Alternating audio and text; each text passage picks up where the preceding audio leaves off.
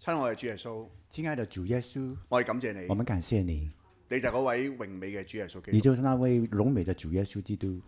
主啊，感謝你，我哋能夠藉着你主啊嘅你藉着呢位救主，感謝你，我們能夠借着這個救主，我係能夠得救。我們能夠得救。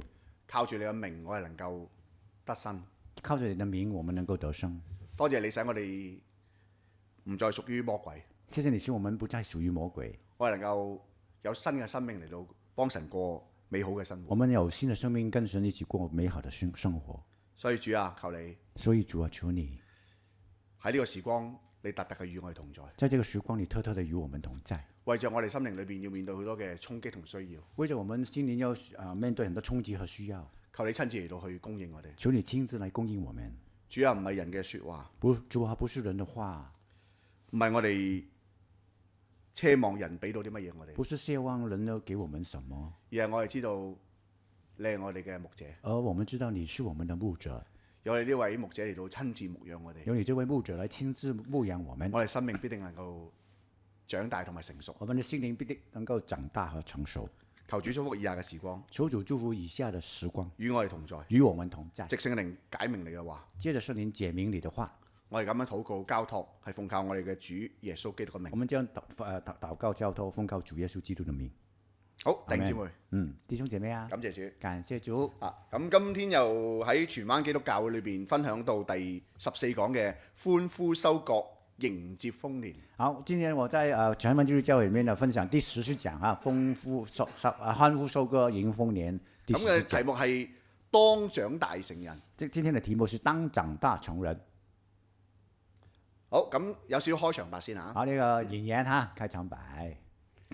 咁咧喺呢個題目叫長大成人啦。哦，這個題目叫長大成人。咁長大成人咧係一個生命成長嘅過程同埋一個歷程嚟。啊，長大成人是一個生命成長嘅過程和歷程啊，係人生中喺唔同階段嗰種嘅顯出嚟。是人生中都不同階段的那種顯出啊。當生命嘅出現嘅時候，當生命出現嘅時候，係會慢慢會有喺呢個過程當中不斷嘅長大。是慢慢在這個過程裡面會不斷的長大。而喺呢個過程當中，佢會有好多嘅經歷或者經驗。在這個過程當中，他會很多經歷或者經驗。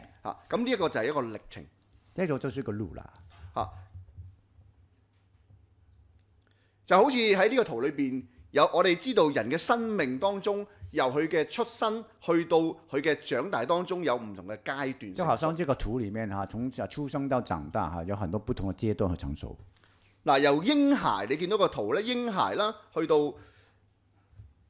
由嬰孩去到小孩，去兒童、青少年，甚至去到成人。我們看看這個就從嬰孩、小孩、兒童、青少年，甚至到成年啦。大家一定係望到係有一個過程同埋一個佢哋喺呢個階段裏邊唔同嘅歷程。我們就會看到他這個過程和這階段不同的歷程啊。佢哋有唔同嘅需要。他們有不同的需要。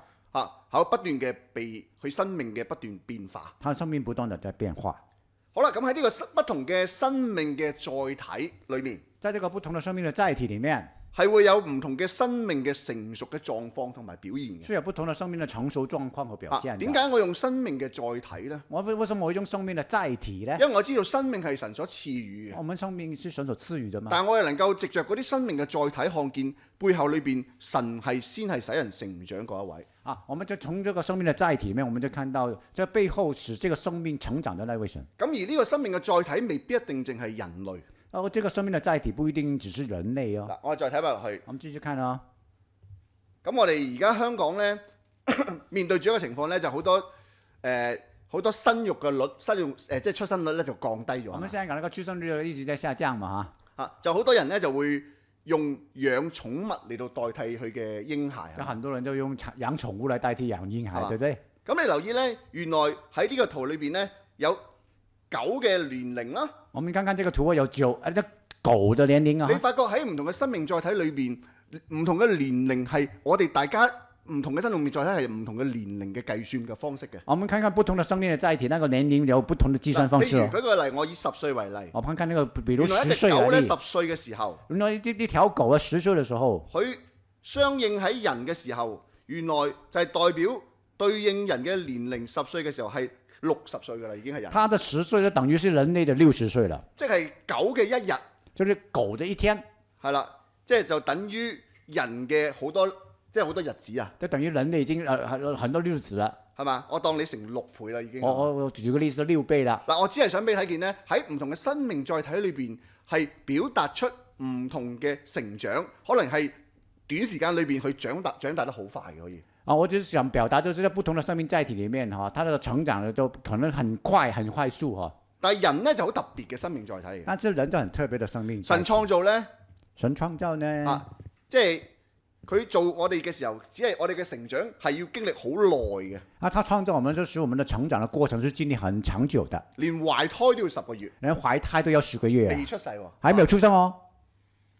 我再睇落去啦。我們再看啊。植物咧都係喎。植物也是哦。你見到有一粒種子一路慢慢飆芽，你係觀察到佢呢個生命嘅慢慢嘅成熟，佢嘅出現，去不斷去成長。你就看那個種子一樣啊，它從發芽一直它慢慢成長到一個樹哈。嗱，另一種生命嘅載體，一種嘅生物。另外一種生命嘅載體就是一種生物，蝴蝶。蝴蝶啦，係嘛？係啊，蝴蝶啦，嗬。你睇見我哋都好認識嘅，可能小學嘅課程裏邊，我哋學校都會教係嘛？可能小學你都學過啦嚇。必定會由卵啦係嘛？變成那個慢慢成長，慢慢去到最後尾有蛹啦。變成一個蛹啦。係嘛？跟住慢慢咁，我記得以前電視劇有套叫做《天蠶變》啦。我知道以前呢個就天蠶變啊。以前哇！睇見嗰個雲飛揚咧，跟住話面嗰啲，其實呢個係一個生命嘅進程。我們看到那個主角都變化嘛，這個就是生命的進程。原來喺神嘅旨意底下，每種嘅生命載體佢有成長嘅歷程。按照神的旨意底下，不同的生命載體有不同的生命歷程。只要按住佢唔同嘅階段，不斷慢慢成熟，自然地進步嘅時候，佢會越嚟越成熟。只要按照那個步驟、那個階段，慢慢一步一步，它就會越來越成熟。所以我哋唔單止，我哋人就長大成人啦。不單止說我們人就長大成人啦。生物佢亦都有個唔同嘅階段。生物也有不同的階段。所以今日咧，我就想藉着呢個開場白，想同大家講。所以我就借着這個開場白跟大家講啦。就係舉個例，我問咗大家一個問題啦。就是說我問大家一個問題。咩叫長大成人呢？什麼叫長大成人？係咪好似有個氣球咁樣？是不是有個好像個氣球？有一個好壓縮咁，好乜未吹之前呢，我要吹脹佢。呢個係大人嘅公仔嚟嘅，我吹脹佢就變成一個大人物。是不是我一個皮球吹氣球然後把它吹脹嘅時候膨脹嘅時候，它變成一個大人物？嗱，呢個叮當咧係我影嘅喎，唔係網上嘅喎。這個哆啦 A 夢啊。咁咧早排咧，應該上年10月早啦，我睇翻啲相咧，就係上年10月咧，就香港有個展覽喺灣仔嗰邊咧，就吹脹有一啲嘅卡通人物嘅。去年10月都是有這個，我在這個拍的。咁我就問一個問題啦，究竟呢個叮當係咪本來係好細個，佢而家長大咗啦，吹脹咗，因為吹脹佢咧？是不是他從小慢慢長大變成這個那麼大啦？係咪耗盡晒所有力氣咧？跟住同佢講叮當，你終於長大啦！師傅，我耗盡我力氣把你吹脹嘅時候，然後我跟你說你長大啦。如果係就好易啦，人係咁就好易啦。如果人是這樣吹脹嘅話，就而家最弊咧，人咧就好得意嘅。那最慘就是人不會咁簡單啦。我吹你唔脹，呢有一個叫吹你不脹啊。就係人咧係一個好複雜嘅生命載體。人就是個很複雜嘅生命載體，唔係一朝一夕能夠點得通解得明嘅。不是一朝一夕就可以點得通解得明的。咁我想將呢一個樣嘢擺落去咧，就係咧，原來喺生物界裏，唔係喺物質界裏邊咧，你物質做嘅嘢同我哋生命嘅載體做嘢係唔同嘅。我就把這個舉例就給你知道，就是物理裡面的這個載體跟我們的生命裡面的是不一樣的。係一門學問嚟嘅，是不一樣的學問啊！係聖經教我哋一個基督徒之後點樣走，我今日就要講呢樣嘢。就是聖經教導我們呢個基督徒以後嘅生命怎麼成長、怎麼走，我現在就要講這個啦。就好似頭先個圖一樣，由嬰孩去到成長嘅歷程當中，聖經點樣去教導我？就是從嬰孩變成呢個成長，聖經怎麼教導我們這個過程？好啦，咁我哋既然講聖經，我哋睇一個主題經文。好，我們既然說聖經呢，就講經文啦。好，麻煩阿建強兄幫我讀出嚟。他所賜的有使徒、有先知、有傳福音的、有牧師和教師，為要成全聖徒，各盡其職，建立基督的身體，只等到我們眾人在真道上同歸於一，認識神的兒子，得以長大成人，滿有基督長成的身量，使我們不再做小孩子，中了人的詭計和欺騙的法術，被一切異教之風搖動，飄來飄去，就隨從各樣的異端。唯用愛心說誠實話，凡事長進，連於元首基督，全身靠他聯絡的合適，百節各按各職，照着個體的功用彼此相助，便叫身體漸漸增長，在愛中建立自己。好，唔該晒。咁咧咁呢條以弗所書裏邊第4章提到一樣嘢，就係、是、一個基督徒由第1章跟住去到第一章講神嘅心意啦，然之後去到第2章講出人喺神嘅心意裏邊墜落，但係神點樣恢復啦？啊，我就看這個以弗所書前面就說到第1章和第2章，就怎麼從即係人嘅墮落，神點樣恢復我哋咧？人的墮落，去到第2章，去到第2章是人的墮落，但係神怎麼樣恢復我們？點講咧？去到今次去到第4章裏邊咧，講到咧呢個個人性嘅信主得救之後，佢係需要經歷生命嘅成長。然後來到第4章嘅時候，就講到這個個人的生命來到這裡，就說他怎麼要經歷什麼事情來成長啦？好啦，咁喺呢度講佢話佢所賜嘅就係一個恩賜。這裡說到這是他所賜的是恩賜。原來唔單止個人得救，還要喺教會當中經歷生命嘅整個群體呢個生命載體嘅一個整體嘅成長。原來不單止個人得救，還要在這個身體裡面哈。前面提到嘅使徒呢啲所有嘅恩賜，都係幫助聖徒嘅長進。前面提到嘅這些恩賜啊，使徒先知都是幫助我們去成長的。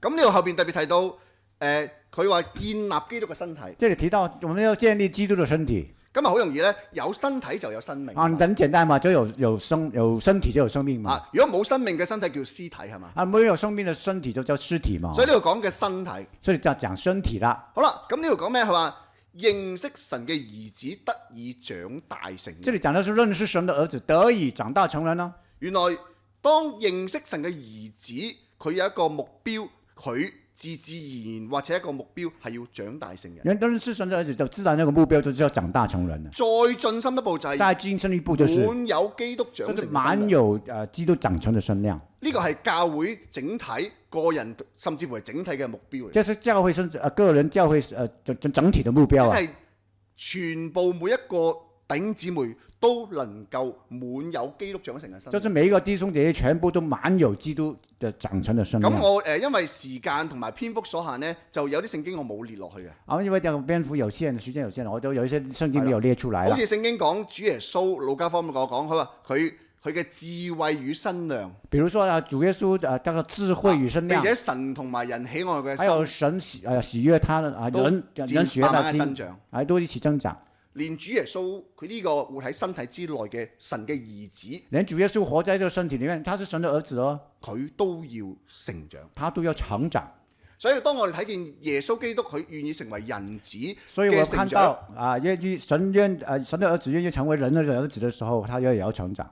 佢嘅成長成為我哋一個模樣，他的成長成為我們的模樣。當中有一樣嘢就係佢嘅智慧同埋身量，當中就是他的智慧和身量。神同埋人喜愛佢嘅心，神和人喜悅他的心。呢個就係我哋能夠認識神嘅兒子當中，我哋要明白嘅要略所在。我覺得就是我們所謂認識神的兒子當中要所明白那個要略所在。跟住你嘅生命就漸漸嘅長大成人，然後你的生命就會漸漸長大成人。好啊，所以後邊嗰度講佢話凡事長進，漸漸增長身體。所以後邊就講凡事長進啊，漸漸成長啦嚇。咁後邊呢度特別呢個新漢語譯本。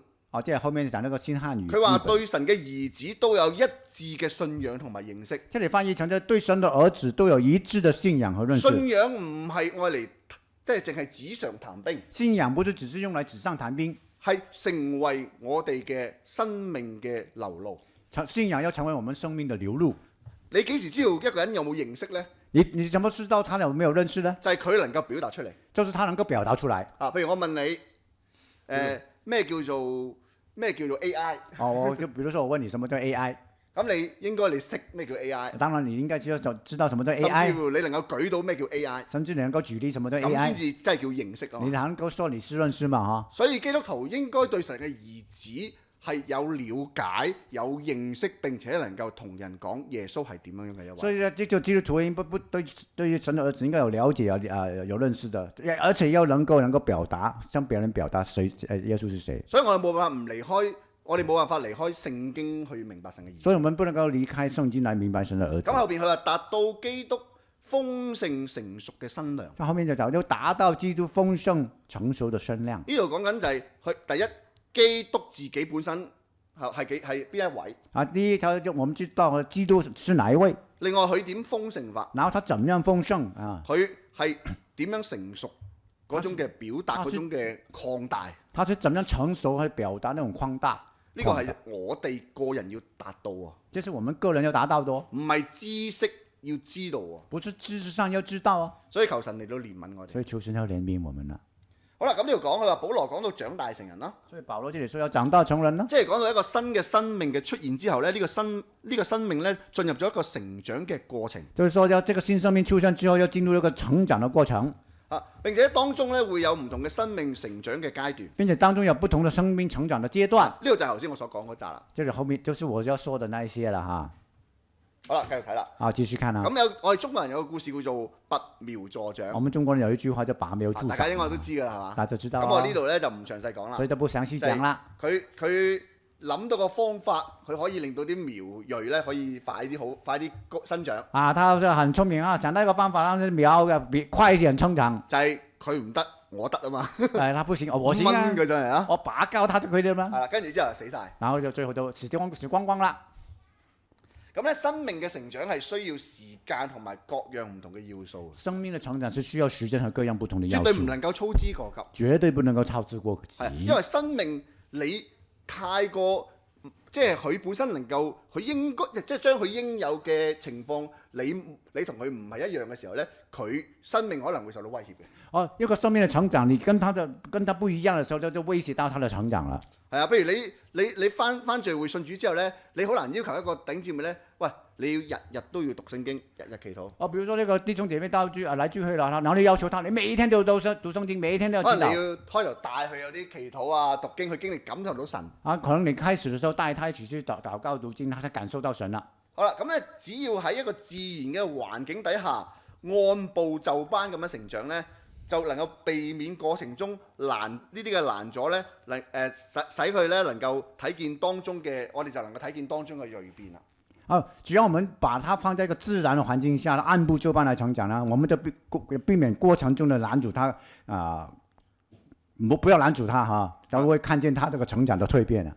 係啦，咁喺呢個蛻變當中，我哋第一樣嘢頭先講一個自然嘅環境。第一，我們剛才說到一個自然嘅環境，即係最啱呢一個成長佢需要嘅嘢，就是適合他成長的那種環境。接下落嚟我就會講佢究竟係啲咩需要啦。啊，接下來我就講他需要什麼啦。基督徒都係一樣，基督徒也是一樣。咁咧佢一定要喺成長當中吸取適當嘅營養。他要成長當中吸取呢這適當嘅營養，良好嘅環境。良好的環境。啊，我講係適當喎。我說是適當。即係譬如如果要水，你淋得太多佢會死嘅。我說你要水啦，你要叫太多啊，它也會死的。啊，但係當佢長大咗之後，佢可能要多啲水喎。當他長大之後，他可能要需很多水咯。係，咁係要一個良好環境先能夠達到基督豐盛嘅身量。一個良好的環境才能夠達到基督豐盛嘅身量。好啦，咁我第一步。好，第一步啦，就係要講下嗰個成長嘅起步。要講到那個成長嘅起步，或者叫原點。那個原點啦。Origin。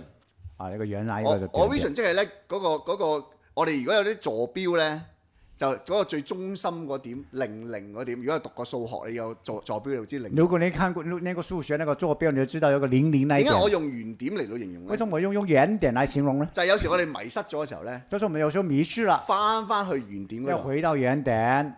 啊，求神幫助我哋。啊，求神幫助。呢個原點嘅起步點咧，就係喺救恩當中，我哋有一個重生嘅生命。好，我們呢個原點就是我們在基督裏有一個重生嘅生命。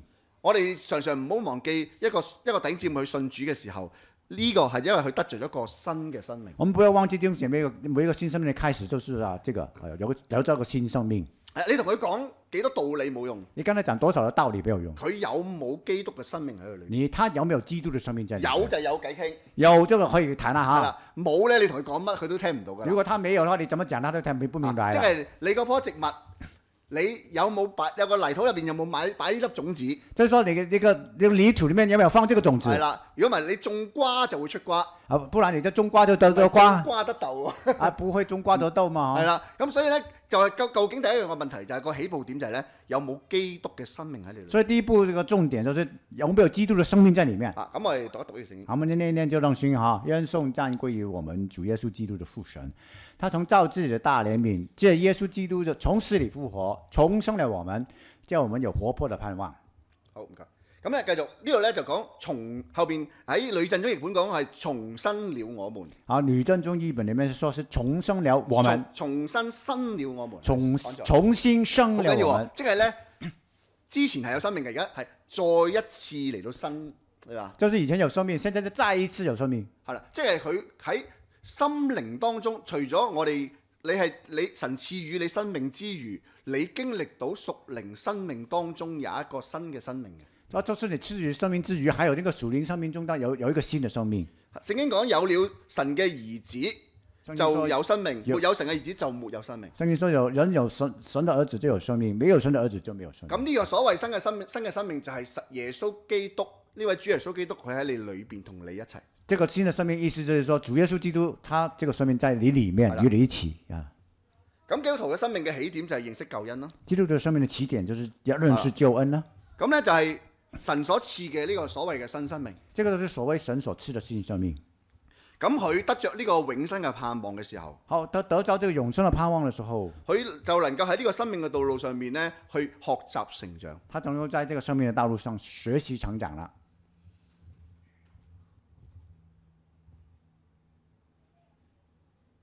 好，我哋跟住我哋再睇下呢個生命咧點樣去長大。好，我們再看看這個生命怎麼長大。嗱，第一樣。頭先就係、是，我哋讀嗱咁我讀今次好嘛？咁咧就第一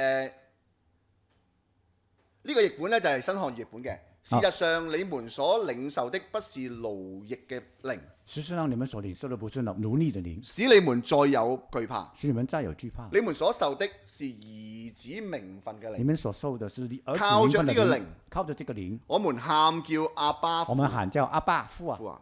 嗱，呢度咧第一樣嘢就係講到父神，後邊第二節經文以弗所書亦都講到進到父面前。我們這第二節經文也講到是進到父神面前。因為多聖經我就唔全部讀啦，因為我提一提啲重點。就提重點而已。係啦，咁咧呢度進到父面前呢兩個指釋咗咧，就係講緊其實我哋信咗耶穌之後，信咗主耶穌之後咧，我哋幫父神之間嗰種嘅來往。我們就講到這個，我們信了主之後，我們就跟父神之間的來往啦。係啦，第二紅色嗰度。第二紅色那裡就係主耶穌喺約翰福音15章嗰度講咧，佢話常在我裡面嘅。第二就好像主耶穌所說的，就常在我裡面。即係你同耶穌基督咧就已經好 close 㗎，好埋㗎啦。就是說你跟主耶穌已經很親密的。但係埋咧都有分，係咪埋得好埋？但就算個親密也有程度啊。即係咧舉個例，如果你有一班同學，如果你讀書喺一班裏邊，你一齊上堂，同埋你係咪收同一科？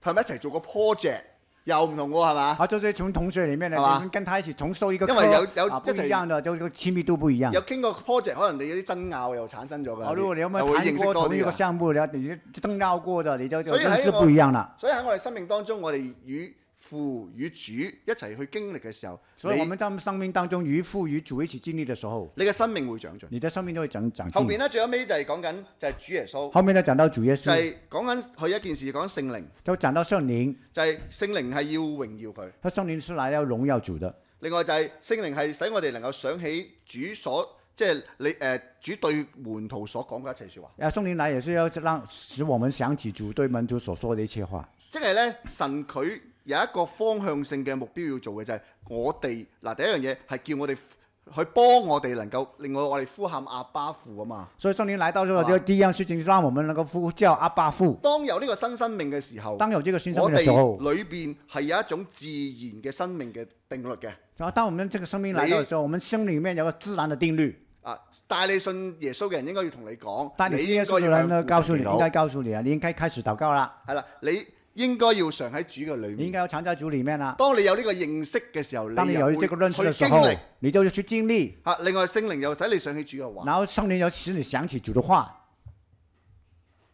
好啦，呢度聖經呢三節嘅聖經咧就講緊聖靈。好，這3節聖經就講到聖靈了。咁我淨係講藍色嗰啲啫。我們只是講藍色那些。好啦，神所賜住喺我哋裡面嘅靈，神賜給我們住在我們裡面的靈，係戀愛至於嫉妒。是戀愛至於嫉妒嗎？哇！即係有反應，好深度嘅反應喎。就是一個環境很深即度的反應。係留意住你嘅一舉一動，即係你同邊個傾偈，就是你重視邊樣嘢多啲，就大家注意着、留意着你每一件事情，你重視的哪一個比較多啊？佢會唔高興嘅喎。他會不高興的啊。另外，神嘅聖靈係會擔憂嘅喎。然後甚至神的聖靈會擔憂。當我哋做啲神唔喜悅嘅事，當我們做一些神不喜悅的事。另外，聖靈係親自以無法言語嘅呻吟為我哋祈禱。然後聖靈就為親自用無法言語的呻吟為我們禱告。咁因為呢啲聖經你哋應該嗰份嘢同埋可以睇翻個片啊，之後再重溫。咁我哋唔詳細講啦。好，這裡不詳細講，你自己回去重溫。原來聖靈喺度呻吟。原來聖靈在呻吟。哇！即係咩叫呻吟？即係哇好慘啊！佢點解仲係未？即係我唔識講嗰種呻吟嗰種啊。他為什麼聖靈還在呻吟啊？為什麼他現在還不怎麼樣不見？係啦，簡單嚟講咧，就係我哋要幫神相交。簡單說就是你要跟神相交。父子聖靈已經喺我哋裏邊，已經住在你裡面。頭先講嘅聖經都係一步一步帶我哋去到父子聖靈嘅面前。剛才有念的聖經都是一步一步帶我們到父子聖靈面前。再次去檢視我哋幫佢嘅關係。再次檢視我們跟他之間的關係。咁咧，跟住咧，你喺父子聖靈裏邊經歷到餵養同供應嘅時候，你就會漸漸成長。然後你在父子聖靈裡面經歷到餵養嘅時候，你就漸漸成長。咁我舉一啲例，即係呢度其實好多聖經講父子聖靈噶啦。我只是舉一些例子而已哈，因為聖經很多講到父子聖靈的。好啦，跟住咧我就會講下咧。咁我哋又知道啦，要同父子聖靈方神咧要交往啦，要建立關係啦。咁我哋藉著啲咩渠道去做咧？我們已經知道應該跟父子聖靈交往啦。那我們應該借着什麼渠道咧？咁彼得前書嗰度特別提到咧，牧養嗰方面咧就係點樣去幫助一個才生嘅嬰孩，佢慢慢去點樣生命嘅成長。那個彼得前書講到呢個才生的嬰孩應該怎麼去慢慢的成長。就算面對住教會嘅逼迫苦難，佢都只要呢啲嘅要素佢齊全，佢都能夠成長。就算教會在逼迫裡面呢，只要他有這種要素啊，他也會成長的。咁有四樣嘢。有4樣哈。讀經、禱告、侍奉。讀經、禱告、侍奉、實踐真理。咁呢個第3點嘅侍奉包括埋聚會㗎啦。第3點嘅侍奉包括了聚會啦。係啊，咁所以咧我就將佢，因為如果唔係我再拆就好多嘢講㗎啦。不然我們再拆嘅話，就拆很多細。係啊，聖經呢度講新生嘅嬰孩。好，這裡說新生嘅嬰孩。你到後邊嗰度咧要渴慕嗰啲純正嘅靈奶。這裡講到要渴慕呢純正嘅靈奶。嗱，新生即係剛出生。新生就剛出生嘛。原來聖經咧好重視你啱啱。所以我哋要重視我哋信主嗰日子嘅喎。所以我們要重視我們信主嘅日子，因為剛剛出生嘅嬰孩。聖經有講嘅喎。聖經有講哦。其實幾時有啲人好重視話咩？我已經信咗主幾多年、幾月幾日咁啲話，啲人有人很重視那個，我就哪一天哪一月哪一月，我數唔到啊！我都忘記了。但係記得嗰個日子。我記得那日子。好啦，佢話愛慕那純正嘅話語之奶。愛慕那純正話語之奶。係啦，咁咧而家第一點就講讀經啦。好，我們這點就講讀經哦。一個基督徒佢點樣成長？只要你係按住呢啲嘅步驟，呢啲要素去做，你就自然會成長。一個基督徒怎麼成長？只要按照這個步驟和這個要素哈，就自然會成長。首要讀經，首要是讀經。因為聖經一講才生嬰孩就係靈奶。因為聖經一講才生的嬰孩，馬上就講靈奶。所以咧，我覺得一樣嘢就好緊要就係。當然啦，聖經亦都其他聖經都講到咧，我哋呼求主個名，我就必得救啊嘛。有其他聖經也講啊，呼求主的名就必得救。禱告都係緊要嘅，禱告也是很重要嘛。甚至乎係仲啱啱同步地信主重生嘅時就係一齊嘅。好，我們剛剛是跟那個從新主嘅時候同步的一起的。好啦，我快少少啦。好，快點。好啦，呢度講就係聖言咧，神嘅聖言咧，餵養嘅靈奶咧係初生嬰孩維生嘅食物。好，即係講到聖言就是餵養我們成長的靈奶啦。好啦。咁咧就係嗱，因為我都係跟翻呢度講，如果唔係我好多其他嘢想講嘅咩？我就跟住呢個 PowerPoint 講好啦。我其實呢啲咧就係幫助我限制唔好講咁多嘅嘢。其實我講寫些這個就限制我自己，要跟住就講，不然我就講太多了。因為太豐富聖經。因為聖經太豐富啦。好啦，咁呢度咧講，尤其係愛慕渴慕靈奶呢方面。就尤其是要講到渴慕靈奶這方面。因為一個嬰孩佢嘅本能啊，佢裏邊個需求，你唔需要教。唔需要去咩？去隨時又有嗰刻，佢自己就會顯露出嚟㗎啦。因為這個嬰孩本身嘅本能就是需要，他自然就渴望這樣事情啦。佢一肚餓，甚至乎佢少啲都肚餓就已經喊㗎啦。他一肚子餓，他自然就會哭啦。係啊，咁所以咧嗱，佢話就係一樣嘢，就喺主嘅話語當中得到供應，先至能夠生命長大。就是在主的話語裡面得到供應，才會生命才長大。嗱，點解頭先我講咧，啲 B B 嗰個本能咧，佢好快就會話一肚餓就喊咧。其實咧，基督徒咧係要，其實冇咗聖經嘅話係我哋因為靈裏邊我哋睇唔到啊，即係因為我哋係我哋嘅屬靈生命裏邊，我哋係唔能夠肉眼看到啊。因為我們屬靈的生命在肉眼看不到啊，所以我哋裏邊喺度。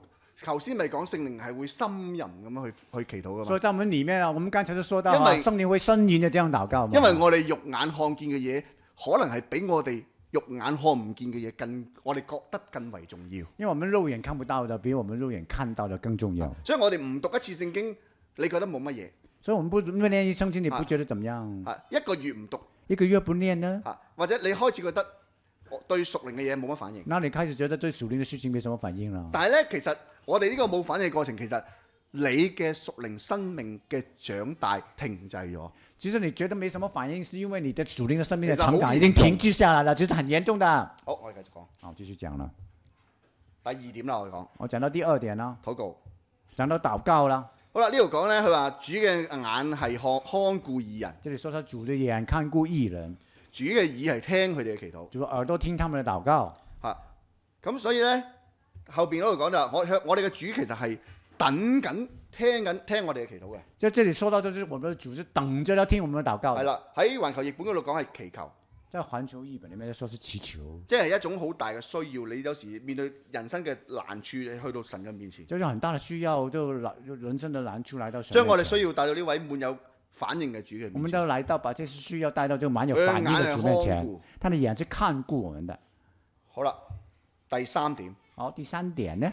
好，咁咧聖經亦都講咧，係我哋嚟到主嘅面前，好似活石被建造成為靈宮，係作聖潔嘅祭司呢一點，聖潔嘅祭司。我們講到這裡就聖潔嘅祭司這一點啊。係啦，我哋要奉獻神所預立嘅靈祭。我們要奉獻神所預立嘅靈祭。即係一個祭司當做嘅本分。就是一個祭司當做嘅本分。即係如果一個屬靈生命成長歷程，佢由嬰孩進心去到一個祭司，佢已經投放對神有基本認識，佢已經喺教會裏邊去開始學習侍奉。所以一個成長嘅過程裡面呢，他應該從侍奉裡面學習從成長慢慢變成這個學習侍奉。佢開始被主吸引，他開始被主吸引了，留喺教會當中。他留在教會裡，佢會渴慕去侍奉神。他會渴慕再去侍奉神啦。咁呢度講緊就要加入侍奉神或者對神有所獻禮物、獻祭物嘅行列當中，他就要加入這個向神獻禮的獻禮物的這個項目當中了。所以聖經講係祭司嘅體系或者叫祭司團。所以就聖經說係祭司的體系或者祭司團，係唔係淨係一個人侍奉？不是一個人的侍奉，唔係阿某某乜乜哥乜乜姐好勁，不是某某誰啊哥哥就姐很好了不得嚇。係我哋一齊侍奉主，是我們一起來侍奉主。咁其實一個侍奉就係譬如擘餅，我哋大家去點詩啦，去開口讚美主。比如說我們在播餅嘅時候每一個都可以播領詩歌啦點詩歌啦。有冇學習的？嚟到你話我淨係聽得㗎啦，我唱詩我又唔唱，我咁咧，其實你就係一個停止生長嘅嬰孩啦。如果說你在播餅聚會裡面，我來聽就可以了，我來唱就可以了，我都不點詩歌啦，那等於你是一個停止生長的嬰孩。第四點第四點就係實踐真理。就是實踐真理啦。咁呢度講咧，佢話叫你們宣揚那召你們出黑暗入奇妙光明者嘅美德。這裡說到是叫你們宣揚那召你們出黑暗入奇妙光明者的美德。咁咧，原來屬靈生命嘅成熟咧，可以咧睇從邊度睇到咧，就係同佢呢個人呢個弟兄姊妹基督徒咧，佢認識同埋經歷主喺身上面嘅所作所為。就看呢個聖徒的生命成長咧，就看他怎麼去經歷呢個主的所作所為。經歷到主喺佢身上面，經歷到主在他身上的所作所為。係啦，咁咧而佢經歷到主嘅時候，佢就表現到一個聖潔同埋榮耀嘅見證。經歷到主嘅時候，他就會表露呢個聖潔的見證出來。所以呢個佢話叫你們宣揚。這裡說，所以他說要叫你們宣揚。係啦，叫你哋即係你自己掂你先得㗎，你先。叫你們就是你們已經 OK 了吧？就才會叫你們去做嘛。唔係我幫你喎，係叫你要咁做喎。不是我幫你做，是叫你們做。係啊，譬如你係負責翻工，你係負責我淨係負責聽電話嘅。如果比如我上班只是負責聽電話，咁你咪就係負責，唔通你話喂個老闆幫你聽電話唔會啊？難道你就說老闆你去聽嘛？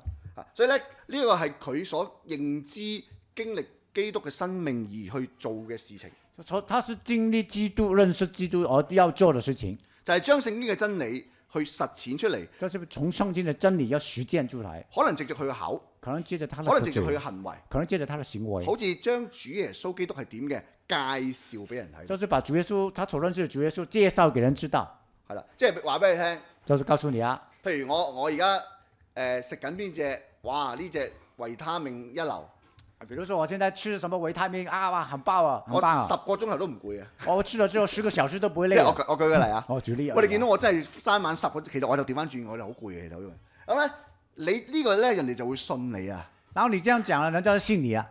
好啦，我唔講咁多，繼續係啦。第三個topic， 第三個題目。第三個題目啦。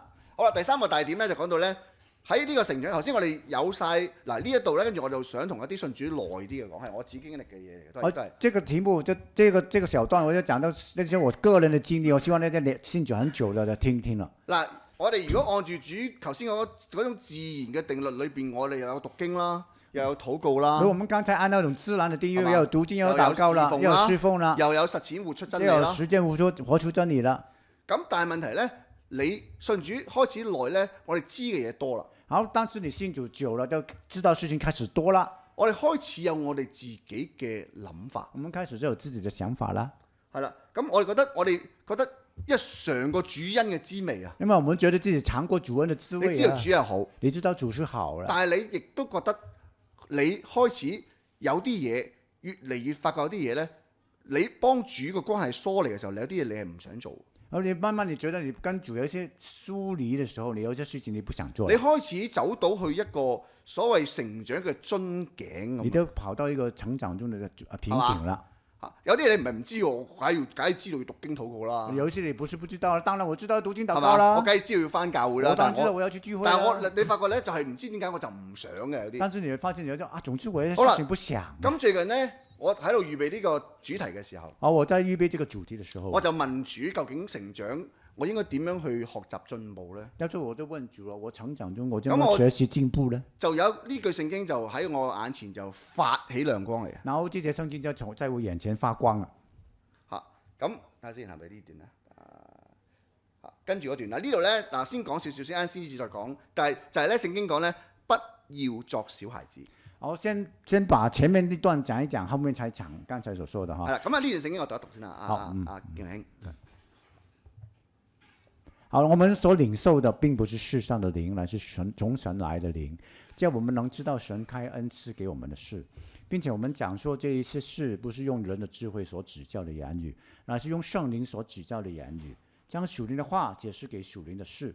然而屬血氣的人不領會神聖靈的事，反倒以為愚拙，並且不能知道，因為這些事唯有屬靈的人才看透。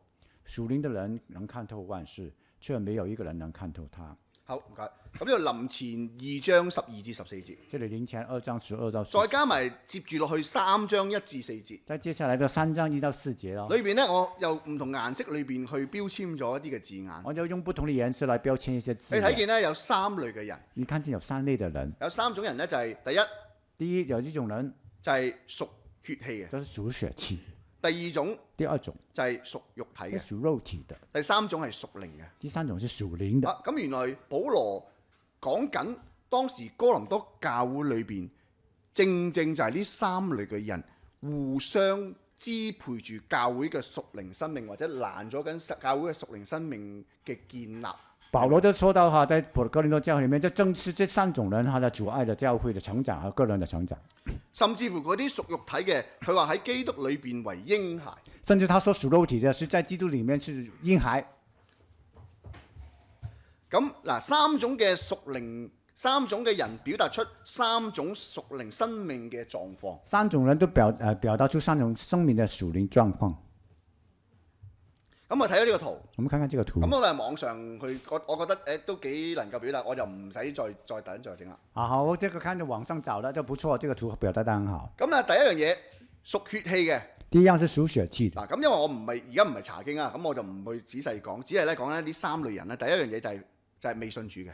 第一類就是還沒有信主的，屬血氣嘅。屬血氣的。第二種咧就喺基督裏邊為嬰孩，第二種就是基督裏嬰孩啊屬，肉體嘅人。是屬肉體的。第三種係屬靈嘅人，第三種是屬靈就係一個被的人，聖靈充滿嘅人。就是被聖靈充滿的人。你睇翻咧裏邊咧個圈就喺佢嘅生活範圍裏當中，我這個圈圈就是他生活範圍當中啊，喺佢嘅生命嘅寶座當中，在他生命的寶座當中，就係佢自己。就是他自己。而耶穌基督嘅十字架，而耶穌基督的十字就係喺架，佢嘅生命當中係以外嘅。就是在他生命當中以外的。好啦，第二種咧就係一個信咗主耶穌嘅人，第二種就是這個信咗主的人哦，佢嘅生命裏邊已經有主嘅介入，他生命中已經有主介入了，但係咧佢自己仍然係坐喺自己嘅生命寶座但上。是他還是坐在他自己生命的寶座中。所以原來聖經講咧，呢啲就係一個嬰孩嘅。即係聖經說這種就是嬰孩啦。好啦，第三種然後第三種就係屬靈嘅人。即係屬靈的人。你睇佢咧就係咧喺佢嘅生命當中，主係喺佢生命嘅寶座。你看看他生命當中，主是在他寶座上的。係啦，咁而佢自己咧，而他自己呢？你發覺咧嗰啲一點點咧係排列得整齊嘅。你看看那些黑點啊，都排列即係喺佢生命當中、人生嘅事務裏邊咧，佢係靠着耶穌基督嚟到掌管住，係以至於係合乎神嘅心意嘅。這些就是他生命當中各樣事情都排列得整整齊齊，按照神的旨意來排得整整齊齊。咁今日聽得嚟得聚會聽得信息嘅弟兄姊妹，我們今天來到聚會來聽信息的你弟兄姊妹，只係就係唔會係前者啦。應該你不是在第一個了吧？第一種人啦，不是那種第一種吧？你一係就係肉體，一係就係屬靈啦。如果你就應該是第二種或者第三種啦。包括無論你信主幾多年，你只要你仍然未俾主接走，你都一定係會喺呢兩種人嘅當中。而只要你信的主哈，一直還沒被接走哈，你還都會是第二種或者第三種。唔理你屬靈嘅幾咁高超都，不管你屬靈叫怎麼多高超，因為保羅自己都係咁講。因為保羅也是這麼說的。或者你屬靈係幾咁跌倒，都係只係呢兩種類。或者你屬靈中怎麼跌倒，呢都是還是這兩種中間。所以其實咧，聖經咁樣講起來係好有盼望嘅。所以聖經這樣告訴我們啦，使我們很有盼望哈。呢度只不過係表達翻裏邊嗰啲解釋翻啫。哦，這裡只是把他剛才所講的詳細用文字描述啊。好啦，咁我繼續去啦。好，繼續啦。頭先嗰度有冇小孩咧？呢度。好嗱，我喺呢度希伯來書講。我看看希伯來書。佢話咧，當時嘅弟兄姊妹，這裡說下當時嘅弟兄姐妹，呢啲人咧本來佢應該作師傅嘅。這些人本來應該做師傅啦，但係咧佢只係能夠吃奶。但是這人只能夠吃奶喎，係唔能夠食乾糧，不能吃乾糧。即係按佢生命嘅成長，即係咩意思咧？你係嗰個階段嘅成長，呢個屬靈嘅生命就係呢個階段嘅話咧，你只係能夠去食取某啲嘢。我就說你成長到這裡哈，你應該吃乾糧啦，但是你還是需要吃奶。即係嬰孩要食奶，就是嬰孩需要吃奶。你俾嚿骨佢啃啊，即係想佢早啲死。你俾個骨頭給他吃，就讓他早點死吧。但係咧，頭先我咪講過嘅，屬靈嘅嘢係睇唔到噶嘛。剛才說過屬靈嘅屬靈嘅生命我哋看不見啊。屬靈嘅生命我們看不見嘛。係啦，咁但係問題有時有啲嘢咧，就係佢本來屬靈嘅靈命。應該係已經離開咗嬰孩嘅，你明啊？就是說，他的成長應該已經離開嬰孩的階段啦。但係佢仲係食緊奶。但是他還是在吃奶咧。BB 嗱，咁因為時間關係啦，因為呢度已經又係一個 topic 嚟嘅，就呢度係講好多嘢㗎啦。其實我哋講呢三種人。其實在講這三種人，應該就另外一堂講到就講啦，嗬。係啦，咁但係咧，我想講咧就係呢度咧講佢話咧，凡只能吃奶嘅都不熟練仁義嘅道理。這裡說啊，就是凡只能吃奶的不熟悉人的道理，因為他只是嬰孩嘛。即係後邊咧呢度新漢語講佢話咧，佢話本來應該係教師嘅，但係變得需要吃奶，而唔係食乾糧。即係佢理應食乾糧。就是他到你個程度，應該已經到吃乾糧的地步了嗎？即係有啲弟兄姊妹咧，佢信主已經好耐啦。就是弟兄姐妹已經信主很久了。佢唔係應該仲係要人哋餵嘅。他不應該是，還是需要別人嚟餵他的。佢自己識得攞嘢食。他應該自己懂得就自己找吃的啦。係嘛？咁另外就係凡係吃奶嘅人對公義道理都缺乏經歷嘅，凡是吃奶的人對公義的道理都缺乏經歷，即係一個要人餵嘅 BB，就是一個要被人餵養的嬰孩。有啲咧咪話要戒奶噶嘛，有一些說要戒奶，跟住開始要糊仔噶嘛，慢慢要吃那個即係其實唔同糊嘅階段就應該要食唔同嘅嘢。因為在不同的階段要吃不同的東西嘛。所以今日證明一樣嘢，今日喺基督徒當中會有呢兩類嘅人存在。所以在基督徒當中，現在還是有這兩種人的存在。好啦，咁呢度講佢話，只有成人先能夠吃乾糧。這裡說哈，只有成年人才能夠吃乾糧。佢哋嘅官能，他們的官能，佢哋嘅官能通過操練而練得成熟，他們的官能通過操練而變得成熟，以致能夠辨別好壞。以致能夠辨別好壞。呢個官能咧係喺原文嗰度講緊咧，就係指緊人嘅辨別能力。這個官能就是人的辨別能力。咁咧原來咧點樣去喺一個嬰孩去到成人個過程裏邊咧，就係佢要通過操練。啊，這個人的從成長的過程需要操練。咁呢個係一個十分重要嘅必須嘅過程。這是十分必須嘅過程。係一個歷程。是一個歷程。係就係咩咧？就係嗰個對公義嘅道理。就是對公義嘅道理。就係對神嘅話語。就是對神嘅話語。嗱，開頭咧，嬰孩嘅模樣係比較上接收多啲嘅。嬰孩嘅模樣是比較接受嘅。嗱，你譬如舉個例，你去有一個啱啱信耶穌嘅，如果呢剛剛信耶穌，你唔會同佢講，哇，又同佢講啟示錄啊，係嘛？你剛信耶穌，你講好跟他講啟示多好深奧錄嘅道理，跟他講都很深奧嘅道理。一定係講下耶穌點樣愛你啊！一定講就是講耶穌怎麼愛你啊！呢啲係人都知嘅就係奶咯。就是每個人都知道嘅。但係奶唔係唔重要喎，但係你嘅乾糧裏邊亦都有個營養嘅成分，都係有神嘅愛嘅喎。啊，奶不是個乾糧裡面都是有一些重要嘅營養啊！好啦，呢度講緊咧就係今日我哋對神嘅話語個認識係咪有去實踐出嚟？這個就講到我們對神話語的認識是有沒有實踐出來？就舉個例哈。譬如我哋面對人生種種際遇，我們面對人生的種種的時候，你有冇操練對神話語信心嘅選擇？你有沒有操練對神話語達到裡面更加成熟？達到裡面更加成熟。有時好得意嘅，有時候很奇怪啊。譬如好似頭先，我今日搭地鐵，比如說我剛才坐地鐵，哇，明明見到個地鐵都寫住咧，下一班係3分鐘嘅。明明看到是明明見到下一班是3分鐘啊。成5分鐘、7分鐘，仲寫住3分鐘喎。但是過了5分鐘、7分鐘，還是寫着3分鐘哦。你裡面咧，梗係覺得唔掂喎，搞錯點做嘢㗎地鐵？然後我就覺得啊，搞錯啊！啲地鐵怎麼做事的？但係跟住我就喺裏邊嗱呢個就係你係咪其實係一個選擇嚟嘅成熟？啊，其實我在裡面是有一個選擇。跟住我禱告，然後我就禱告了。主啊，我應該都夠時間嘅。啊，主啊，我應該也夠時間。主啊，求你都使佢真係呢個時間得啦，唔好再延遲啦。啊，主要是使他這個時間真的能夠快來了，不要再延遲了。原來你一個嬰孩就係咩？你用乜嘢嘅態度嚟到面對聖經？就是你一個嬰孩，就是說你用什麼態度來面對聖經？譬如有啲人好單純，你聖經係你嘅生命嘅靈糧。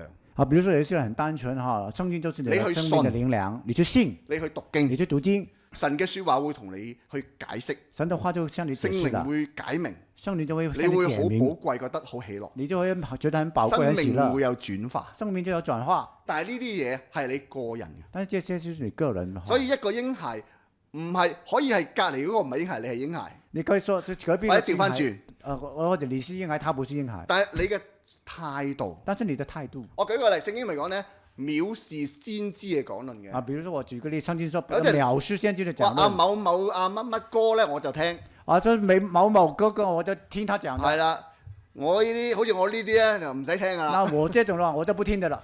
嗱，如果你係咁嘅態度，其實你呢個嬰孩，如果你這種態度，你就是這個嬰孩。你想得到一啲好實際嘅嘢，好難嘅。你就希望得到一些很實際嘅東西，就很難啦。係啦，即係咩意思咧？佢個消化能力唔得。就是意思說，他的消化能力不行。你自然咧就只係能夠食啲流質嘅嘢咯。你自然就只能夠吃流質的啦。嗱，即係講笑啦，人咧好得意嘅，你最生命咧有生命嘅狀況咧一個歷程咧，有一段時間咧係好吸收力好強。有時候人很奇怪啊，有在你生命嘅某一段歷程裡面，特別吸收力很強的。去到年紀大衰老嘅時候咧，你發覺佢嘅消化能力又跌翻低落。到你年紀大某一個階段嘅時候，你嘅消化能力就低下來了。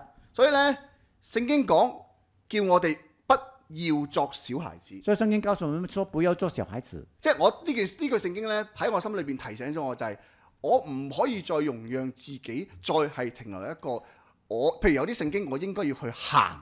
所以聖經就提醒我，應該要去信不要讓我自己對於聖經，我應該對聖經要信，要行。但係我就因為唔想接受、唔想付代價去行呢啲聖經嘅時候，你仍然係喺作小孩子嘅階段。如果我就不願意就付代價去行嘅時候，我仍然還在小孩子嘅階段。聖經講不要作小孩子，因為聖經說不要做小孩子，即係你自己想作，就是你自己想做啊。即係你偏好你，我就係要咁。我就是我偏要，我要做小原孩子。來聖經就係指出，我淨好似你話嗱，好似即係我哋各人自己知自己嘅問題噶嘛。我們個人你有你自己嘅軟弱，我有我自己嘅軟弱噶嘛。聖聖經話俾我知，不要作小孩子就係你而家就係小孩子，你偏要咁樣做。聖經說你不要做小孩子，其實我哋你現在偏要做小孩子。其實我哋知道我哋自己可以屬靈生命更加長進。其實我們個人知道，其實我們屬靈生命可以成長的。好似聖經講。就是好像聖經說，舊約裏邊啲先知講佢話，好像舊約裡面聖經說，他們竟自不肯，他們竟自不肯，所以求神去光照我哋。所以求神光照我們。聖經喺教會當中係好多應該係作師傅、作教師，能夠去教導聖經。聖經裡面教會裡面應該有一些已經可以做師傅、做教導聖經的啦。今日你能夠成為教師，係因為你能夠作為師傅，係因為你已經識得嗰啲嘅武功。因為你今天能夠做這個教師，因為你懂得那種武功了嘛。所以你一望佢就知道你啲紮馬唔掂。就說你懂的時候，你都一看就知道某些人啊，因為我識紮馬，那個馬步不行啊。所以咧，我知道怎麼紮馬嘛。你從來冇學過嗰啲功夫，你點會教到人哋識？你從來沒有學過，你怎麼知道那些人不行？所以餵養嬰孩、牧養嘅弟兄姊妹，你越嚟越成熟，你就能夠牧養嘅時候，即係你已經離開咗小孩子嘅階段。所以你能夠牧養弟兄姐妹嘅時候，你就是一個已經離開啲牧養，所以教會離開嬰孩嘅階段嘅人。教會裏邊你奢望啲嬰孩去餵養嬰孩係太可笑啦。所以你要在教會裡面嬰孩餵養嬰孩就太可笑。係咪啊？因為教會裏邊太多嬰孩啊。因為教會裡面太多小孩子啊。太多小孩子啦。有時就係一句説話，我以往試過啦。曾經咧有一段時間，我喺以前教會裏邊侍奉咧，有兩對夫婦同另外兩對夫婦唔啱牙。我以前在教會侍奉嘅時候，有兩對夫婦嘅關係不好。那時候我是做帶領。咁我係要個別同呢兩 pair 弟兄姊妹傾偈。然後就個別要跟這兩對弟兄姐妹來談話啦。當時我仲未結婚㗎。當時我還沒結婚哦。但係我要同兩對夫婦傾偈喎。那我就要跟兩對夫婦談。證明一樣嘢，嗱，即係我將榮耀歸俾神。然後就證明一件事情，我將榮耀歸俾神。原來屬靈嘅嘢唔係睇外表啊。原來屬靈嘅事情不是看外表。你嘅生命嗰種嘅成熟嘅程度係唔係肉眼睇到嘅？哦，你嘅生命嘅成熟嘅程度不是肉眼看得到。最慘，頭先我講你就一樣嘢，當傾完呢個 OK 啦，佢又 OK 啦，可能一句説話就得罪咗佢㗎啦，已經。可能你就是兩邊都談到 OK 之後，你一句話又得罪了人了。所以保羅對哥林多教會就係指出一個好核心嘅問題。所以保羅就對哥林多教會指出一個很核心嘅問題。你係邊一種人？你是哪一種人啊？聖經頭先我講就係不要作小孩子。剛才就聖經說不要做小孩子。弟兄姊妹，弟兄姐妹，我想問一問我自己，同埋大家問下自己。我想問一問自己，問大家。如果你同我仍然係小孩子，如果你和我都仍然是小孩子，聖經嘅真理話俾你聽，聖經嘅真理告訴我們，不要作小孩子。不要做小孩子。你願唔願意唔作？你願唔願意不做？你願唔願意成長？簡單。你願唔願意成長啊？求主幫助我哋。求主幫助我們。好啦，第三點繼續講。第三點啊。咁咧嗱，我咧最近咧我就問主啦，喂，主啊，究竟呢個樽頸點搞咧？原來成長有一樣嘢好重要嘅，不要作小孩子。最重要要問主啊，我怎麼搞啊？哈，原來這裡說到就是最重要成長一種阻礙，就是不要做小孩子。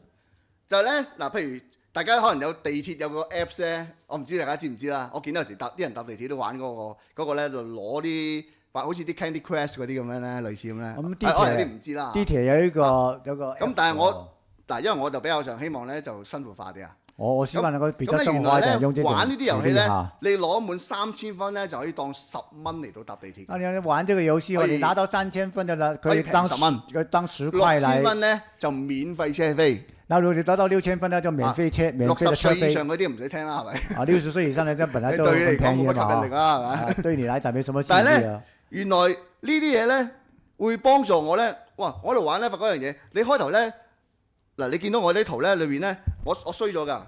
呢個啦，嗱我用箭嘴睇啊，嗱我玩呢個，跟住咧我玩呢個啦，跟住我過唔到關喎。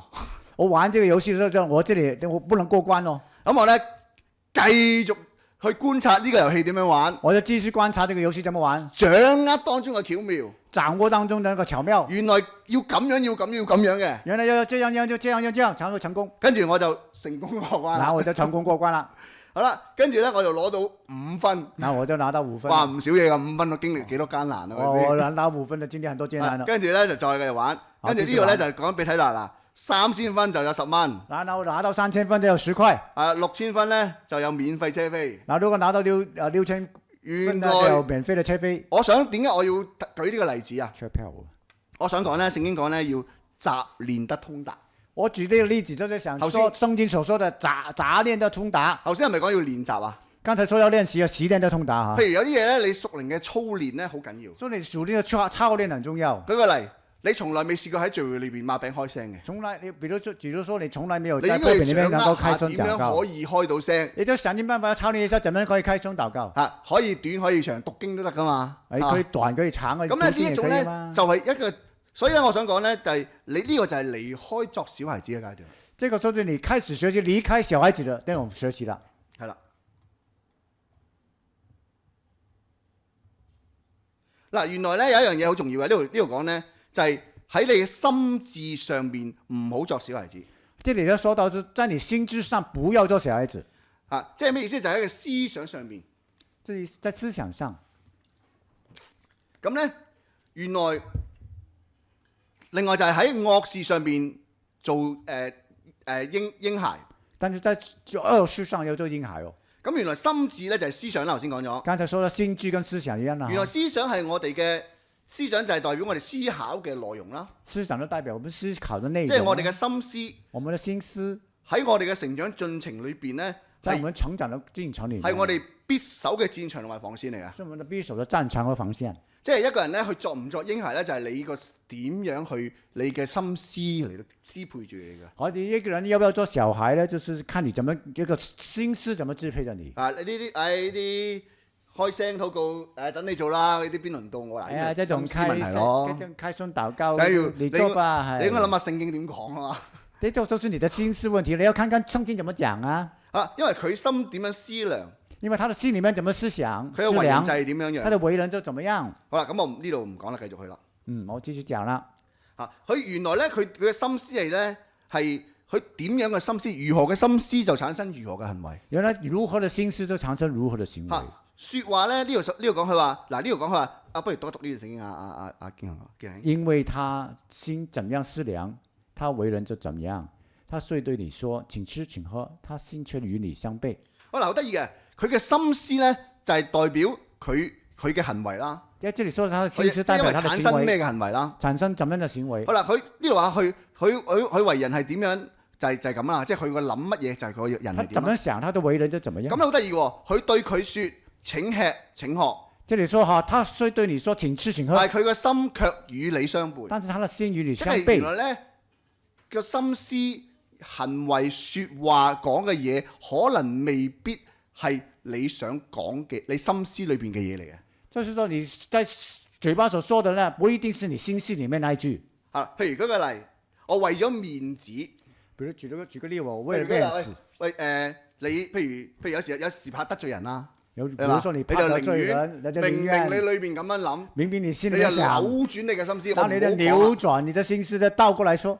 但係我所講呢個心思，就係你嘅思想係應該從聖經嚟。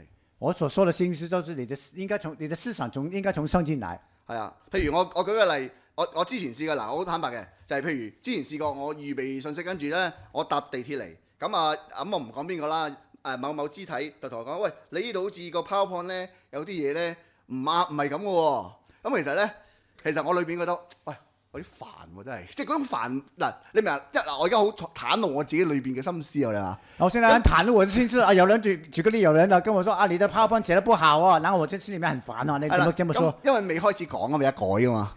因為我還可以改嘛。咁跟住我就話唔係喎，其實因為我呢度唔係咁嘅意思，我講嘅時候我就會咁講嘅。我這裡這樣寫就雖然這樣寫，但是我說的時候我就不會這樣說的啦。但係跟住其實咧，我跟住主，我禱告。其實我點解我會有咁嘅心思咧？就因為咧，我覺得我搭緊地鐵嚟聚會，其實我想安靜。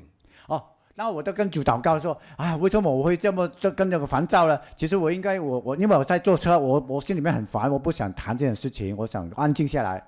但係問題咧，個關鍵就係咧，有啲你用屬靈嘅原則，若果係超越一個愛弟兄嘅心喺神嘅裏邊，都唔係咁合意嘅。係咪好難翻譯？係啊，一個按住聖經合理嘅諗法，按照聖經有一個合理嘅想法。若果凌駕於一個愛弟兄另外一個聖經嘅真理，如果你凌駕了一個愛弟兄的另外一個真理，都係唔應該咁樣處理嘅。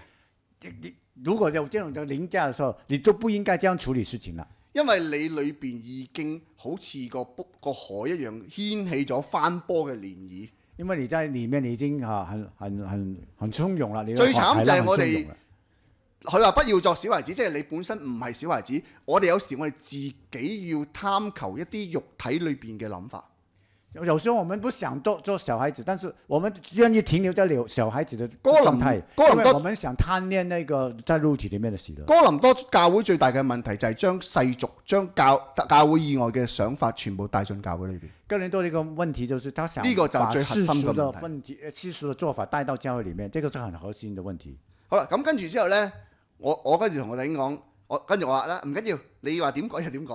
然後我就跟那個弟兄說，哦，你說怎麼改？跟住我就照咩？跟住佢又仲，但其實個弟兄冇問題喎，佢仲等我，我喺地鐵站等你啊，跟住一齊行翻聚會地方呢度啊。然後我弟兄就說，好啊，我就趕，我在那邊等你啊，一起過來啊。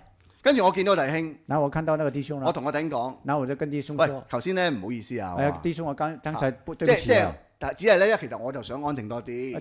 只是因為我但係你嘅好，安靜，你係出於好意，我完全明白嘅。你是出於好意，之後我就改。咁啊，我不過問題可能大家即係只不過咧，我就係改冇問題嘅，只係問題咧，希望多啲時間安靜嘅。我去改沒有問題，但是我希望多一點時間安靜。咁跟住我同我哋一齊行，咁其實就好和平咁樣。然後我就跟那個弟兄一起走路了，很和平地一起走路了。其實喺呢件事上邊，我可以繼續作小孩子。其實我在這件事上，我可以繼續做小孩子。我有我諗法，我有我想法，我有我堅持，我有我的堅持啊。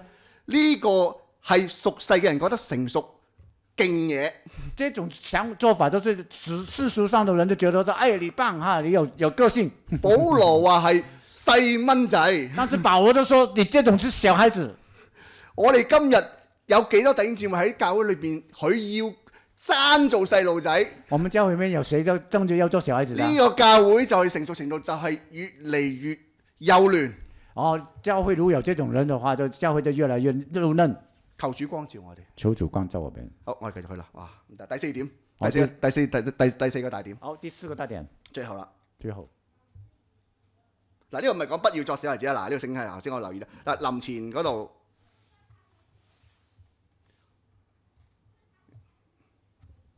喺嗱，林前頭先我講嗱，我再重申一次，佢話在心智上不要作小孩子。再重申下，在心智上不要做小孩子。往往問題出現喺呢度啊。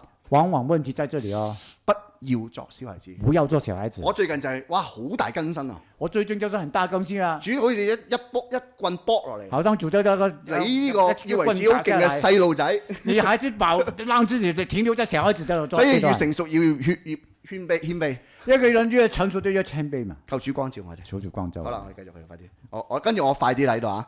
嗱，呢度咧成長嘅盼望就係活像榮美基督，以成長嚟到換獎賞。好，這裡第四點嘅成長盼望就是活着像基督，以成長來換獎賞。好，建仁兄讀。我們曉得萬事都互相效力，叫愛神的人得益處，就是按他旨意被造的人，因為他預先知道的人，就預先定下效法他兒子的模樣，使他兒子在許多弟兄中做長子。預先所定下的人，又召他們來；所召來的人，又稱他們為義；所稱為義的人，又叫他們得榮耀。好啦，嗱呢度咧聖經就係講緊神嘅計劃。這裡講到是神的計劃。原來全部係藉着佢嘅兒子耶穌基督帶出一個好重要嘅永恆嘅旨意。原來是借着主耶穌基督來帶出一個永恆很重要嘅旨意。就係要所有信主嘅人，就是要所有信主嘅人。嗱呢個咧就係一個屬靈我哋屬靈生命嘅成長嘅藍圖咧。這是我們屬靈生命的藍圖，就係好似咧，我覺得就好似玩公園定向咁啊，就好像我們玩的公園定逐向一樣。個點去得着所指示要完成嘅任務，就一個一個點呢，都要完成當那個直點的到任務，終點。直到終點。即係咩意思咧？由一個基督徒去信主，就是意思說，從一個基督徒信主，不斷信主越嚟越耐，不斷信主越來由越久，嬰孩從去到小孩子，從小孩子去到長大成人，去到長大去到成人，滿有基督長成嘅身量。去到滿有長呢個係基督無長成身始終啦量，，無始終後邊最尾嗰度係咪先？啊，就後來就無始終因為冇人啊，夠膽話你而家好似主㗎，不能說我們現在很像主，只係話不能我有好多嘢未似主。就我很多事情還沒有像主啊。但係你發覺一樣嘢咧，就好似公園定向，逐個 point 去執。然後你就發現就一個好像公園定線一樣，每個點就我揾到一個點點啦，我找到第一點，一點啦。你去觀察下，喂，嬰孩有啲要素你冇嘅。如果有啲頂姊妹咧，佢初信主，佢但係有啲佢仍然活喺嬰孩裏邊，你應該去慢慢去做翻好佢。啊，如果有些弟兄姐妹在那個嬰孩的那個階段裡面，呢剪好那個嬰孩裡面階段就該呢剪的。個係我哋今生嘅成長嘅機會。這是我們今生裡面成長的機會。咁去到主翻嚟嗰一日咧，到主回來的那一天，我哋好似彷彿咧呢一張有一個成長記錄卡啊，我們好像一個成長記錄卡啦嚇，嚟到喺基督台前換獎賞。來到基督台前來換獎嗱，好似呢個咧，嗱你睇下你喺度 mark，究竟 BB 剔咗即係過咗啦，再剔，再剔，再剔嚇。好像那個成長裡面，我們都打夠了，哦，成長這關我過了，哈，小孩子這關過了，成年人這關過了。將來我哋就去到基督台前，你就明白你唔係衡量你有幾多嘅講道，唔係將來嘅獎賞，唔係衡量你做咗幾多嘢。然後你就知道，將來在主面前領獎賞的時候，不是看你地上了講了多少道，唔係量化，不是量化你做了多少事，係質化。乃是你看你就是質化，你就是質量做得好。你記唔記得保羅喺腓立比書講佢話就係基督從上面召我嚟要得嘅獎賞啊？啊，你不記得保羅說啦，就基督要叫我來得的獎賞，你記得嗎？就係喺我裡面，就是我裡面，就係你能唔能夠將基督活出嚟？就是你能不能呢把基督活出來？成長，這就是成長。求主幫助我哋。求主幫助。好，總結啦。好啦，咁我想講咧，今日嘅信息裏邊，我想今天講的信息裡面帶出一個重點出嚟，帶出一個重點出嚟，就係不同嘅屬靈生命嘅層次。不同屬靈生命嘅層次，在呢個世界上邊咧，在這個世界上就會過着唔同嘅生活，就會過着不同的生活。所以你自己去檢視下你係邊一種。所以你要檢視一下你自己是哪一種。亦都咁講，呢個係我哋成長係我哋生活嘅標記。所以這個可以說，這是我們的成長的標記。無論係屬靈方面，無論是屬靈方面，無論係我哋肉身方面，即係按住個物質嘅身體嘅成長，都是我們的物質身體。你會由 BB 去到你會老。啊，我們每一個生命階段有從出生到老。有一日我哋，總之有一日咧，我哋仍然喺我哋嘅身體當中。總之有一天，我們仍然在這個身體當中。主開個眼睛，我哋仍然需要成長。我們仍然需要成長，係嘛？直到衰老，直到衰老，生命嘅終結，生命的終結了，係嘛？不過問題咧，去到衰老咧，你開始慢慢走下坡。啊，我們就是衰老開始走下坡，知道你嘅生命就嚟完結。你都知道你的生命快要完啦，你要歸回到生命嘅源頭。你就要歸亦都可以咁講，你將要將呢個成績記錄表要交嘅時候，你就說你就要把這個成長記錄表要交帳的時候了。求主憐憫我哋，求主憐憫我們。咁我最近咧喺我自己返教會嗰度咧，我就預備咗主日學信，即係嗰個查經啦。咁啊講少少咯。我現在我們現在的教會裡面就做預備主日學的。咁我就同弟兄姊妹查呢個創世記37章。我就跟弟兄姐妹查考創世記37章。就係講緊約瑟有兩個夢咯。就講到約瑟有兩個夢。咁我形容咧就係佢啲兄弟叫做作夢的人。然後他們兄弟就告訴說他是個做夢的人。咁呢兩個夢咧就係一個少年夢。這兩個夢就是個少年夢。其實發緊呢個少年夢咧，但係咧其實你發覺咧佢就未夠好成熟嘅。你看他那個做兩個少年夢的時候，他不是很成熟。話亂咁乜都噏晒出嚟啊！跟住又話將來你要拜我啊你。你將來你要拜我啊！咁其實咧某程度上佢嘅智慧方面未係好犀利嘅。可以說他那個時候的智慧還是很低啊。呢個少年夢引進佢去到一個深坑裏邊。這是少年夢。將要被賣嘅地點裏邊。這是少年夢引進他這個深坑裡面被賣。但係咧好奇妙，最後尾咧佢去到法老幫法老解夢啊嘛，係嘛？個7年嘅饑荒係嘛？7年嘅豐年，我哋今呢個 topic 叫咩？豐年啊嘛，係嘛？佢迎接豐年啊嘛。咁啊嗱，講一講啦。嗱，即係原來引進豐年有一樣嘢好重要。原來引進豐年有一個很重要，就係你有你嘅生命嘅成長。你有你的生命的成長。咁我最近咧，我自己喺度諗，譬如啦，最近我呢在想啊，咁我之前最近抽血啦，我最近在抽血啊，年頭嘅時候，年頭的時候，咁醫生話俾我聽，你嘅肝功能得翻60%，醫生說你的肝功能只有6成，睇我都唔似啦，係咪？你看我都不像嘛，嗬。咁你係主恩典搭救啫。啊，感謝主恩典搭救。但係咧，你發覺當我開始要食藥，但我開始要吃藥了，但係你咧估唔到，我翻到屋企坐喺度咧，乜都做唔到。我一吃藥了，回到家我什麼都做不了。我就算你有時我要，其實我爭在我有冇精神去預備信息嘅啫。就差在我還有沒有精神預備我信息呢？乜都唔想做，我什麼都不想做。跟住我同神講，然後我就跟神說：唉，真係好冇用啊！哎呀，我真係沒用啊，我真係唔掂啊！我真的不叮當，不行。咁你諗下啦，哇！我同神講我好廢啊，我就跟神說：我是個廢人。但係神咧鼓勵我。但是神鼓勵當我。我去同弟兄姊妹查考呢個約瑟嘅時候，啊，當我去幫弟兄姐妹查考這個約瑟其的時候，實約瑟當時喺個坑，喺多攤嗰個坑裏邊咧，其實當時約瑟在那個坑裡面的時候，佢乜都做唔到㗎。他什麼都不能幹。係咪？見天不應，叫天叫地不聞。不應啊，叫地不聞。佢啲兄弟都賣佢啦要。他的兄弟們都要賣他了。但係神鼓勵我，但是神鼓勵我，我就係坐喺度乜都冇，我都是坐在那裡什麼都沒有，我仲有主，我還有主，我禱告。我禱告。神鼓勵我，最後尾佢有一個高升夢。啊，然後神鼓勵我，讓我有個高升夢。親愛弟兄姊妹，弟兄姐妹啊，你嘅屬靈嘅長進，屬靈生命嘅長進，你的屬靈生命的長進，未必一定係俾外邊嘅環境影響，不一定會被外邊環境影響，甚至外邊嘅環境令到你更長進。甚至外邊的環境會讓你更長進。只要有主嘅話，有神只要有你的你話一，個有夢想嘅人，有神的話，有夢想的求人，主幫助我。求主幫助我們呢。度聖經講佢話：從前你們的意思是要害我，這裡說好的，從前你們的意思是要害但係神我，嘅意思原是好嘅，但是神的意思原是好的，要保存許多人的性命要，保存許多人的生成命，就今日的光景。成就今日的光景。嚇，今日害你嘅，今天害你的，成為神成就嘅美好嘅旨意。成為神成就美好的旨意。咁最後咧，我送一個 growth 俾大家。最後我送一個字給大家啦啊第！一個 G 第一個英文的字母就係一個 G，信咗主嘅人，佢第一樣嘢要有神嘅生命啦呢。個都是有神的生命啦。 R 然後 reunion 就是就係重聚啦，再見啦。啊重就係咧喺我哋失落當中，我哋幫神再次相遇。就是在失落當中與神其實我哋重聯合啊。其實基督徒應該不斷幫神相遇。其實我們應該跟有咗神不斷嘅生命嘅人，有的相遇，時我哋會離開主，有神的相遇，重新再去到主面前，我們幫重主會面，好似會幕一樣。我好像會幕一樣與神相會。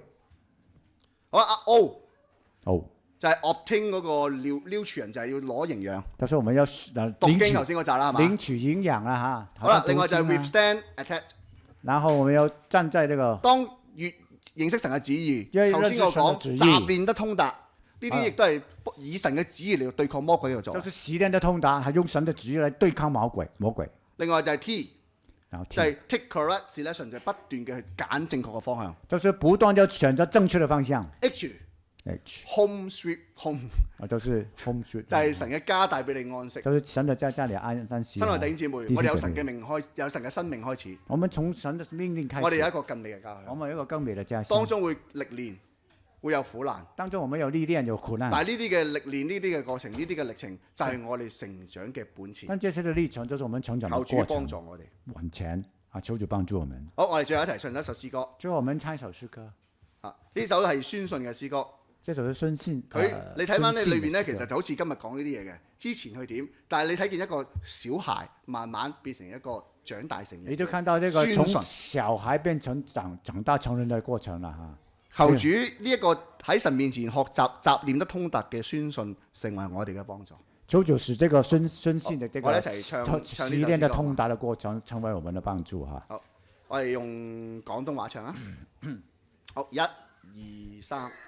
纏繞的是祝福，甘要主自己，纏繞的是醫治，甘要主意義，請我貪求恩慈，甘要賜恩謝。請我尋求能力，甘要轉能者，情願舉起耶穌，讚美主不缺，一切在基督裏，這是我一切。好，低翻少少。天上用手抓住，感主手牽我。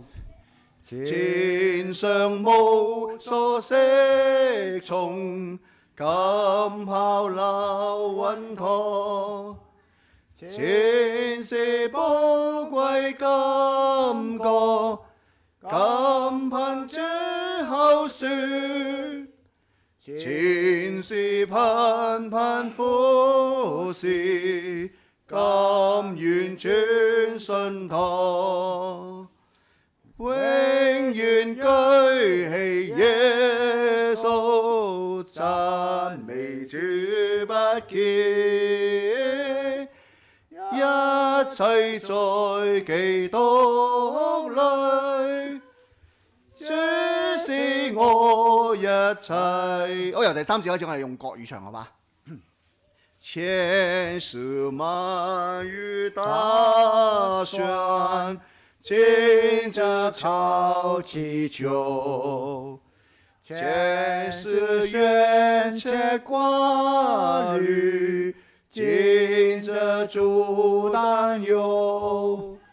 千水我之所欲，今天主支配，全部主的禱文，不斷讚美，永遠舉起耶穌，讚美主不歇。一切在基督裏，就是我一切。前我與你永住，今着主用我。前是我的事業，今為主工作。前遇的人稱讚，今求主歡喜。前不過半得救，今只救到底。永遠舉起耶穌，讚美主不歇。一切在基督裏，就是我一切。前顯無的救主，今之主屬我。前我等將世越，今着光明修，前守望的事實，今能主再臨。我所有的一切，都在主一人。永遠舉起耶穌，讚美主不歇。一切在基督裏，就是我一切。求主叫我哋嗰啲睇起上嚟係大人嘅人，求主使我們這些看起來大人的人，但係其實係一個小孩子。但其實是個小孩子。求主使教會嘅小孩子全部變成大人。求主使小孩子變按住生成大人，命嘅進程，按照生命的進程，謙卑嘅尋求主，謙卑的尋求主，唔在乎你外邊屬靈嘅年日，不在乎你外面，唔在乎你屬靈嘅知識，不在乎你屬靈屬靈嘅位份，屬靈的位份，喺神面前，在神面前，佢知道你係咪一個小孩子，神知道你是不是定個小孩子係你已經長大成人？還是說你是一個長大成人的？因為唔在乎你高言大志。保羅喺哥林多教會裏邊講，哥林多前書裏邊講，唔係高言大志，而不是只是高言大志。佢知道嘅只有耶穌基督並他釘十他只有字架。知道的就是耶穌基督釘他求主憐憫釘十字架幫助我哋。求主憐憫幫助我們。願天父藉着佢嘅靈，叫我哋生命繼續嘅長大。願天父借着他的靈，叫我們生命教會繼續同埋我哋長大。個人都能夠滿有基督長成嘅身量，教會和我們都滿有基督長成能夠成的身量，就佢美好嘅旨意。能夠成就他美好的旨意。阿門。好啦，咁我到呢度，咁我哋有啲禱告好嘛？啊，建恒哥，你禱告好嘛？客氣啦，客氣啦。